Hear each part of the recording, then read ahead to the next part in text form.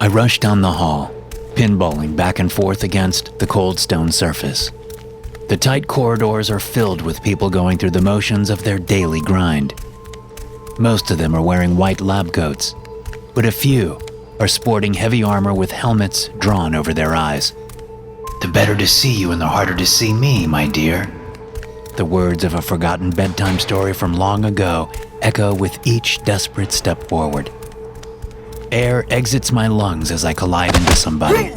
The younger man rears back on his heels, squaring off to knock my block off. That is, until his hazel eyes lock into mine. All defiance rolls up like a window blind as he jumps to attention, his eyes widening in recognition. "Agent Hale, sir. Sorry, I didn't recognize you." I cross my arms and bore into the younger man's eyes. He's a few inches taller than me and a lot more muscular. His toned biceps rise like mountains or something big against something small. There's never a good metaphor when you need one. Or is it a simile? What's the difference again? "Agent Hale, are you..." All it takes is one raised finger to cut him off. Why is he staring at me? Is it my vintage Wink 281 t-shirt? Today's younger generation has no respect for music that sounds like Katy Perry and a rabid cat blended together at the highest setting. Shit, he's still staring. "How's the weather?" The cadet blinks. "I'm sorry, sir." His eyes widen in confusion, but there's no time for that. Not when the society and other organizations mean world harm. But how the hell am I supposed to fight evil if I don't even know the weather beyond this facility? What if I go out dressed for rain in a snowstorm? Not only does this generation have no respect for terrible music, but they taunt the forecast. I grab the recruit by his shoulders and shake so he knows I'm serious. "The weatherman, good God! The forces of good wait for no man, but weather is uncontrollable." I keep trying to shake him, but my pudgy fingers have trouble gripping onto his rock-hard shoulders. Wow, he's as solid as a house. This guy definitely works out. He clears his throat and steps back. "Clear skies right now, but I think Nowak mentioned something about a drizzle later." "A drizzle?" I close the space he's put between us. "Those exact words? Are you sure, cadet?" "Yeah, I'm..." He bumps his back against the wall, giving me a nice long sniff of his aftershave as my nose comes just short of his neck. Agent Hale, is everything all right?" "Of course." I smile at him. "Thank you so much for the vital intelligence. A strapping young man like you does the Foundation proud." While wrapping my arm around his shoulder, I remove my phone from the other pocket. "Hey, how about a selfie?" The young man squirms and swallows. "Sure." Beaming, I drag him against me, feeling the heat rise from his body. He fidgets in my grasp as I hold up the phone. Let's see, how do these things work again? I keep the screen facing me and rest my thumb on the button. Heat builds the longer I press, but the phone's screen remains blank. Agent Hale." I let another minute pass, savoring his proximity and the scent of his shampoo lingering on my nostrils before I let him go. "Technical difficulties and duty's call, I'm afraid. But thank you for your assistance. And keep up the excellent work, Cadet Carver." I spin on my heel and run, his voice echoing behind me. "It's Carter, sir." As I turn the corner, I break into a sprint. My knees pump, bare feet slapping against the smooth tile floor, echoing all around me. The thrill of the job chases me with each step, making me go even faster. People turn into blurs of motion as I speed through the hall like a speeding bullet that's guzzled 16 cans of Red Bull. This is the life. How could anyone ask for anything more than this? Ordinary life is for the squares. Wake up, punch the clock, then wait until the day ends, just so you can wake up to punch the clock again. I used to be like that, but not anymore, baby. I'm a freaking secret agent, a man who's rubbed shoulders with monsters and gods, a genuine superhero with a mission and a moral compass showing me the way. I'm the society's worst nightmare, the Foundation's greatest hero. I've saved humanity in my spare time while protecting the innocent. A man with a mission with only his moral compass to guide him. I'm the one, the only, the... "Cody? Agent Hale? That's my name. Don't wear it out. I smile as I skid to a stop and backtrack down the hallway. 2 young cadets stand to the side of the hall. The man is a little shorter than me, but has lanky limbs lined with lean muscle. The woman has mousy hair and looks younger than her companion. She's holding a stout and ugly mutt in her hands. Neither is my usual type. I prefer people with proportions to spare, but I've been going through a dry spell. Any port in a storm and any pool in the Sahara, I think, as I drape an arm around both and suddenly realize why God gave us 2. What can the great Agent Hale do for you today? The male agent tenses while the other jumps. The dog in her hands pants, then looks up at her. It cocks its head at an angle, lolling its tongue like some canine simpleton. Not that there's much difference between a stupid dog and a dumb dog. They both eat shit, right? While the woman quivers, the man steps out of my grip. His body isn't built for damage like the last recruit I bumped into, but he's readying his body into a ready stance. Penny for your thoughts, Gus. His body relaxes. How many cups of coffee have you had today? You're not even wearing shoes. Huh? I point down at my plain white kicks. You haven't had enough coffee, Gus. What? He exchanges a confused glance with Nowak before looking down at my shoes again. I thought... I grip him by the shoulders and cut him off. How's the weather? What? The weather, man? Nowak said it's going to rain soon. Gus glances at a still squirming Nowak. Her eyes are locked on the dog staring up at her. Nowak must love dogs as much as I do. She holds it awkwardly with both hands, extending it far away from her like it might explode. This girl's smart, so I give her another assessing look. I might prefer bigger proportions, but let's face it, smart girls are hot. Nowak! Gus's short tone finally catches her attention. What's he babbling about? Huh? Oh, the forecast today said a 40% chance of light showers this evening. It's kind of a hobby for research staff. You never know when. I shake Gus roughly by the shoulders to draw his focus back on me. That's perfect! That gives us plenty of time. I spin on my heel again, getting ready to run. But Gus grabs me by the shoulders. Slow down! Plenty of time to do what?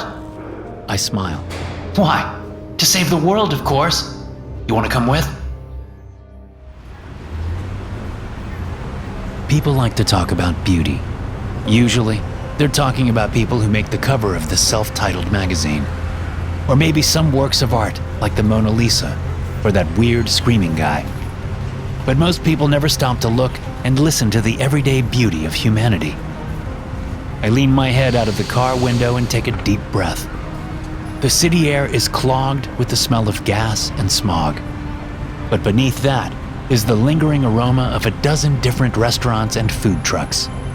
Lingering conversations from the people on the street in the evening wafts in my ears as I pick up the scant end of dozens of different conversations. It's not for me, I think. With the wind whipping through my scalp, I said it before, and I'll say it again.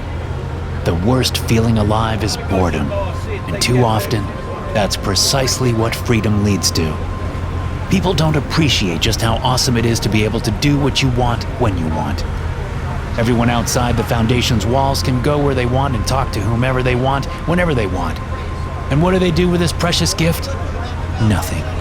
Absolutely nothing. Cody? You still haven't said where we're going yet. I lean back in the seat and let out a moan as I writhe against its material. Genuine leather and fancy butt warmers to boot. Say what you will about the Foundation. They know how to ride comfortably and in style. Gus repeats his question, but I'm too transfixed by the radio in the middle of the console. A quick press of a button fills the car with off-key singing and nothing but power chords. I bring my hands to my ears while Gus flicks the radio off. It takes a moment for the ringing to clear my ears, but Gus keeps repeating the same words until my hearing returns. Cody, where the hell are we going? Tsk, tsk. I wave my finger at him. Is that any way to talk to a superior officer, you naughty boy? Gus slams on the brakes in the middle of a green light. Cars lay on their horns, but Gus pays them no mind. He glares at me while cars swerve around us, ignoring the passing obscenities. I'm not the world's best driver, but somehow, Gus is even worse. Green means go, last I checked. Gus keeps the engine idle, his expression not softening. You've done a lot for me, Cody, so I'll let you off with a warning. But talk to me like that again, and I'll break your fucking nose. Holy shit, this kitten's got some claws. I like it. But sometimes pesky kitties must be reminded they aren't tiny tigers. I draw my gun and rest it in my lap, keeping my finger on the trigger, just in case I need it. You think your fist is faster than a gun? Gus eyes my gun before he sighs. Is that a water pistol? I push the cold plastic to his forehead. The water sloshes through the transparent blue sheen as I stare down the sights. Keep pressing me and you'll find out. The tension in the air is thicker than a 16-layer ice cream cake. Luckily, unlike ice cream, I always keep cool, even when things get hot. Gus is a good kid, but he doesn't see the world like I do. For a guy who spent the better part of a year in a Foundation lockup, he's got no appreciation for the small things. He's too focused on the mission. So much so that he can't see the forest through the strip club. Gus, turn left, now! What? I said now! Something in my voice breaks through Gus's resistance. He slams on the gas and cuts across several lanes of traffic. More horns blare while a chorus of swear words follows us as oncoming traffic skids to a stop. Wow, Gus, you're a terrible driver. Shut up! My seatbelt burns into my shoulder as we jerk to another sudden stop in the parking lot. Where do I turn? I answer by getting out of the car. The bass from the music within pulsates, making the tinted windows along the storefront throb in their ill-fitting frames. My vision traces up to the bright sign. Platinum Dolls, it proclaims in glowing neon letters, showcasing a woman with large proportions made of neon. Too bad it's not a co-ed strip club, but I'm pretty sure those only exist in my dreams. Oh, you have got to be shitting me. I put my arm around Gus. Looks can be deceiving. After all, where else would the society hang out besides a gentleman's club? The strip club smells the same despite my years away. Or maybe every strip club smells the same. Even with public smoking being banned, the stench of decades of smoke still permeates through the walls. Spilled and stale drinks mingle with an abundance of body spray and cheap perfume. Beneath all that is the heavy, musky smell of lust and loneliness. I breathe it all in, savoring it as the scented air fills my lungs. The heavy pulse of a techno song fades away as a scattering of applause breaks for the woman finishing her routine on stage. The trickle becomes as thunderous as, that giant waterfall near Canada, as Scorpia, the Double D main attraction, saunters onto the stage. Her whole body bounces with every moment.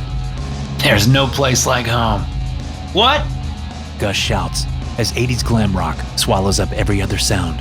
But somehow, a few of Scorpia's admirers still manage to get their catcalls and whistles out over the tunes. I said, you have any singles? Gus blinks. Sure, he's heard me wrong until I hold out an eager open hand. Several moments of premium stage viewing pass before my ward finally does what he's told and fishes out a few Washingtons and places them in my palm. This time, it's my turn to frown. No one's going to give me the time of day for $7. You said... I snatch his wallet away from him, stuff all the green in my pocket, then toss it back. Gus looks like he wants to punch me, but luckily, the bouncers decide now's the perfect time to check our IDs. They take Gus's fake license, check his correct birth date, and then frown at the empty piece of leather. No cash or cards? Come on, bro. This ain't a charity. It's cool. Gus opens his hands in a placating gesture. I'm with... He's my Uber. I peel off a hundo from the roll and stuff it into the bouncer's pocket. I've got a fat wad of cash to share and nothing but time to spare. Figure it'd be cheaper to keep him around than trying to hail another when I finally leave. The bouncer's scowl darkens. He's used to guys trying to buy themselves out of trouble with a few crumpled singles. His eyes widen as he makes out Benny Franklin's face. He stuffs the bill deep into his pocket, before the other bouncer can see. Of course, sir. I didn't recognize you in the low lighting. Right this way, gentlemen. See that, Gus? You've got to relax. People are more likely to do what you want. You're a little kinder. It's a strip club, Cody. You seat yourself. For free. Gus's rambling complaints roll off my back as the bouncer takes us to the table closest to the stage. The waitress looks like she's got a few moves in her too, so I work my charms while ordering a Long Island iced tea. After my order's in, I dash to the front of the stage as Scorpia's first song comes to a close, shouldering through her many admirers. I brandish one of Gus's 20s as I break through the pack. Her sultry giggle is reward enough, but Scorpia deems my offering worthy enough to bury my face between two mounds of silicone perfection. I can feel the looks of hate and jealousy, even as I make my way back to our table. My face still radiates with the warmth of pride as I slink across from Gus and let out a long, contented sigh. You can't buy memories like that, kid. Really? Because it cost me $120. The waitress returns with our drinks. Gus ordered water like a dweeb, but I'm not going to let this wet blanket stop me from enjoying my drink. There's too much Coke, but the glass is filled with enough ice cubes to make my mouth go numb. The blend of 3 shots of alcohol with way too much caffeine and sugar merge in my mouth before slipping down my esophagus like Splash Mountain. My compliments to the mixologist. I eye Gus's stack and think a moment before dropping a 10 spot on the waitress's tray. Keep them coming, doll. 130. Gus, enough with the bitching and... Something isn't right. I can feel it beneath the wave of euphoria and alcohol rising through my body. Following my intuition, I find a man sitting by himself at another table. That's not so strange. Strip clubs are natural habitats for creeps and perverts. But this guy is enjoying the show a little too much. Keep calm and cool, like we're having a regular conversation. We're just a couple of guys who got off work and are trying to blow off some steam. The waitress returns with my second drink, and I smile before holding it up to Gus. Thanks for all this. Cheers. Gus hesitates and then clinks his glass with mine and drains his water. Cody, why are we here? I subtly gesture with my glass, acting like I'm drunk. It's not a hard act. 6 o'clock. Table with the guy by himself. Pretty sure he's with the society. Gus nods once before intentionally knocking his napkin serving as a coaster onto the floor. As he bends over, he scopes out the guy, then sits back up. He forces a smile on his face as we clink glasses again. Do you mean the bald guy? Yes. The guy with the acne scars? Yep. The guy wearing sweatpants and a wife beater. He's with the society. Yeah, and please don't ask again, because I don't know any other way to say yes that doesn't sound like a pirate. Oh, on second thought, please ask me again. Cody! Aye aye, matey! Cody! Gus slams his fist under the table, spilling both of our glasses. Good thing I finished mine already. His temper tantrum, thankfully, isn't enough to distract a pro of Scorpia in the middle of her second set. Several customers and one of the bouncers are stink-eyeing us, though. The society plant fidgets uncomfortably in his seat before stuffing something in his pocket as he gets up. Shit! My chair skids into a table behind us, knocking it over and spilling beer onto the frat boy patrons occupying it. He made us! Gus gets up to stop me, but I slink past him just as the member of Sigma Delta Chi charges at us. My protege might not look like much in a fight, but Gus knows enough karate to handle these fools, so I start after my target. From my peripherals, I see a guy get flung into the air and crash into a table. The rest of his buddies stand. Hopefully, Gus will be quick. I might need his help. Other people are standing, either to join or run away from the fight Gus started. The society flunky is one of the latter.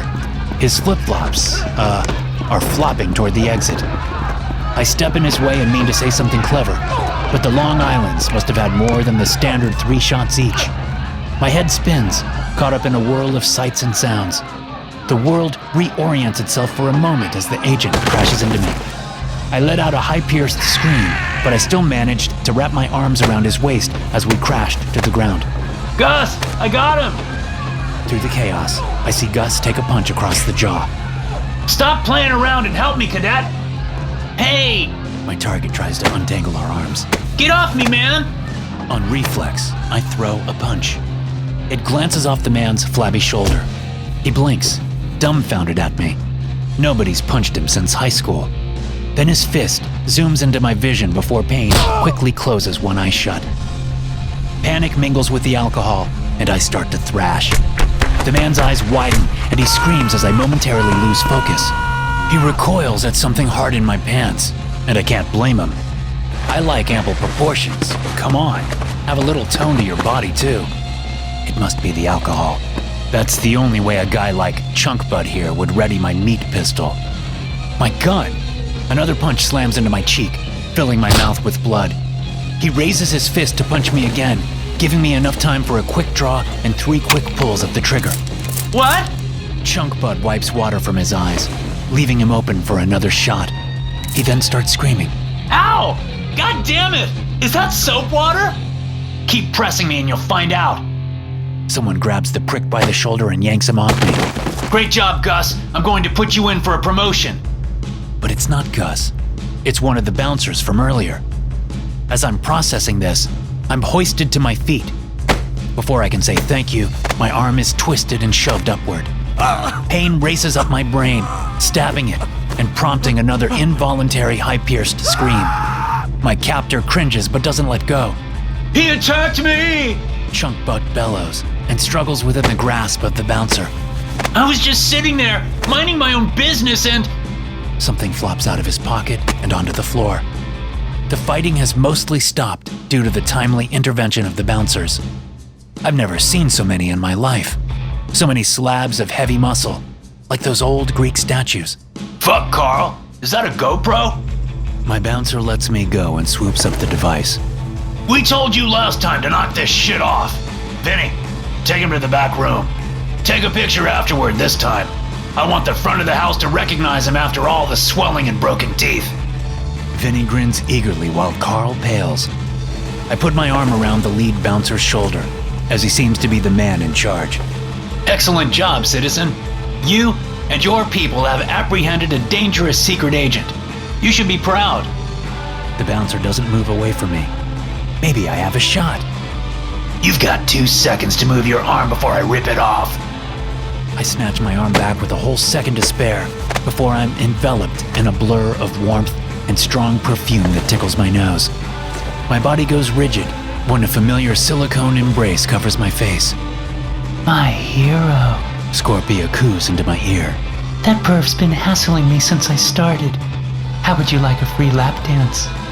I hold up Gus's wad of cash. My voice is muffled between Scorpia's ample cleavage. How about one in the VIP room? Oh, I'm going to like you.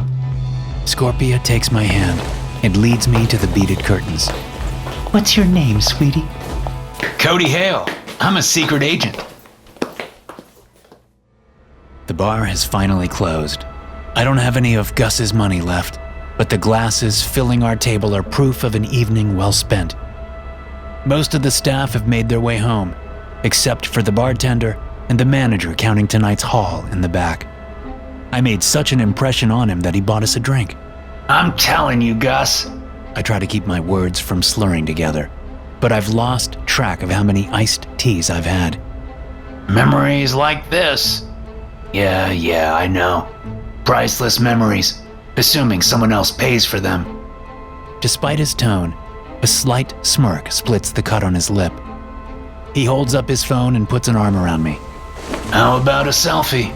Now, you're talking. I lean into Gus's embrace and hold up 2 fingers to flash the peace sign, or to give Gus bunny ears. I haven't decided yet. He focuses on the phone, holding up the camera to capture us both in frame. A pale, featureless figure to the right of Gus's shoulder stares back at me. Warning! The phone flashes and speaks the same message. Escaped anomaly detected. Apprehension and detainment protocols authorized. Alerting nearest Foundation facility. Don't even think about moving. At first, I didn't recognize the voice. It's so filled with command and authority that we all freeze in place. His footsteps echo across the empty club as he steps into the light, revealing a faded Blink-182 t-shirt and beat-up blue jeans. It's Agent Cody himself. I quickly draw my water pistol and aimed for Tom DeLonge's face on Hale's shirt. A pain shoots up my arm. Gus kicks the chair out from under me, pushing my arm further into my back. Another high-pierced scream drags its way from my throat. It's enough to get the bartender's attention, so I recall the image of his manager and reach for his thoughts. Gus swears as I project the image over me. This time, I cast a spitting image of the bartender's boss. Don't just stand there! Get this prick off me! Identity theft is no laughing matter, George. Cody Hale smiles at me, then shifts his attention to the bartender. Michael Rogan? Yeah. The bartender tenses, and a flash of his thoughts reveals the baseball bat beneath the bar he's edging toward. Who wants to know? Nobody you want to know, but you'll be getting an alert on your phone any second now. 2 months' salary is going to be deposited into your account. All you have to do is smile, tell us to have a good night, and never talk about this to anyone. The man snorts and reaches closer for the bat. But the bar is so quiet, everyone can hear his phone vibrate a second later. Mikey pauses, but reaches for his phone instead of his weapon. His eyes nearly bulge out of his head, but he clears his throat and smiles. Gentlemen, have a good night. Gus waits for Mike to leave. There's still the manager in the back. Yeah, but he's got a nasty drug habit. He's passed out in his books. Cody crosses his arms. Kinda disappointed it took you this long to realize that wasn't me, Gus. Maybe if you didn't act so damn weird all the time, I would have picked up on it sooner. Wait, how do I know that you're not another double? Good question. What gave it away? You're not much of a drinker. I've never seen you drink liquor, just the occasional beer, and always the same 2 brands. Name them and why. Cody beams with pride. Keystone or Youngling? The former reminds me of my dad. The latter reminds me of college. Agent Hale's hand slides into my pocket, and my body prickles with anticipation. Unfortunately, his hand stops short of my goods. He takes his phone back, thumbs it, and shows Gus the home screen. Only me or an agent of higher rank can open my SC phone. Gus finally relaxes. So, what? All this was a training exercise with some dumb SCP? Ha! I try to rise from the table, but Gus twists my arm again. Ow! Dumb, you say? I was smart enough to trick the great Agent Hale. George, you shot me with a water gun. And it worked. Cody sighs and then tosses something to Gus, and the familiar weight of cold steel closes around my wrists. Handcuffs? That won't be enough to hold me. Pride has always been the Foundation's greatest weakness. Agent Hale is too proud to admit that I outfoxed him. Let them walk me back to my cell. It's only a matter of time before I'll escape again and find... Ah, crap. What's wrong, George? I forgot to ask for Scorpia's number. SCP-600 is a humanoid entity, approximately 1.7 meters tall, with a build approximating an adult human male of average weight for its height. The subject is generally featureless, lacking facial features, external ears, nails, body hair, genitalia, and anus. Full body scans have shown SCP-600 to have no internal structures of any kind, instead being formed from an unknown material of uniform density close to that of human muscle tissue. It neither ingests, respirates, nor excretes. The subject's age has not been determined. SCP-600 telepathically affects all humans who view it, causing it to take on their superficial personal characteristics. This effect only alters the visual perception of affected persons. SCP-600's actual form can still be detected by cameras, sensors, and other technologies. The perceived resemblance between SCP-600 and an affected viewer is general and superficial. No viewers have found it to be notable or uncanny in any way. Characteristics imitated by the subject include, but are not limited to, hair color, skin color, eye color, approximate age, clothing style, and general physique. Animal tests reveal that non-human organisms appear not to perceive the subject unless they physically collide with it. When humans are present, SCP-600 will attempt to engage in conversation. Its conversational repertoire is limited. It will discuss trivialities such as weather and other small talk, or attempt to commiserate with those present about professional matters as if it were similarly employed. Such discussions are superficial, filled with jargon appropriate to the person's area of expertise, but consist largely of obvious statements and platitudes. Attempts at more substantial discussion are deflected, and SCP-600 displays no deep domain knowledge of any field of employment. When not in the presence of humans, SCP-600 is generally inactive, standing in a single pose for hours or even days at a time without any apparent reaction to outside stimulus. It has requested Foundation staff to refer to it as George. Hey guys, thanks for listening. Be sure to subscribe to the podcast for more SCP stories like this one. You can also check out some more episodes from the SCP Experience podcast here. I'll see you in the next one.